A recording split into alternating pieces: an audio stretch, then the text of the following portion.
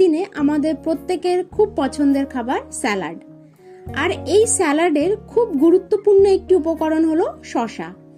কিন্তু কখনো যদি শোনেন শসার দাম বেড়ে লাখ টাকা কেজি হয়ে গেছে, তখন আপনার মনে হতেই পারে আজই তো বাজার থেকে 60 টাকা কেজি দরে শসা কিনে আনলাম।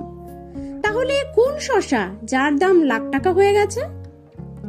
যে শসা বাজার থেকে 60 টাকা কেজি দরে কিনেছেন, এখানে সেই শসার কথা হচ্ছে না। এখানে যে শসার কথা হচ্ছে সেটি মাটিতে জন্মায় না, জন্মায় সমুদ্রের নিচে, যা সমুদ্র শসা নামে পরিচিত। এই শসা হলো আসলে একটি সামুদ্রিক জীব। বর্তমানে এই শসার আনুমানিক বাজার মূল্য 2.5 লক্ষ টাকা প্রতি কেজি। সারা বিশ্বে 1200টিরও বেশি প্রজাতির সামুদ্রিক শসা রয়েছে। এই প্রাণীটি নিশাচর হয়, তাই রাতে এরা সক্রিয় হয়। ভারত ও শ্রীলঙ্কার মাঝে মুন্নার খাড়িতে এই প্রাণীটি বেশি পাওয়া যায়। চীন সহ দক্ষিণ পূর্ব এশিয়ার অনেক দেশেই এই প্রাণীটির চাহিদা বেশি।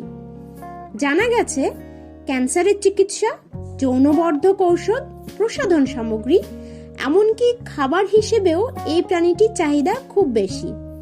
বিশ্বের বড় বড় রেস্তোরাঁয় দামি রেসিপি হিসেবেও তৈরি হয় এই প্রাণীটি।